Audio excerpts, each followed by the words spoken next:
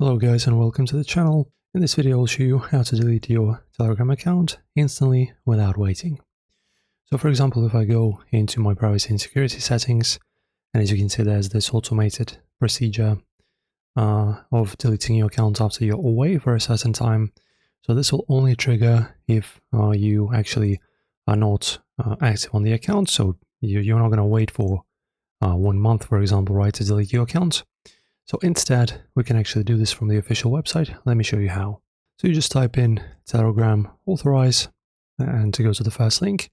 And in here, you just sign in with your phone number. Let us do that. Okay, and as you can see now, I'm signed in. And as you can see, the second tab in here is delete account. So you delete account from the official my.telegram.org page of Telegram. So just press on delete account.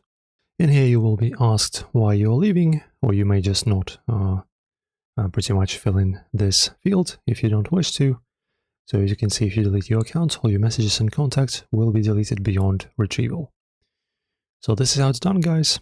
Just press on delete my account button and you're set and good to go. If this helped you out, like and subscribe, and I'll see you in the next one.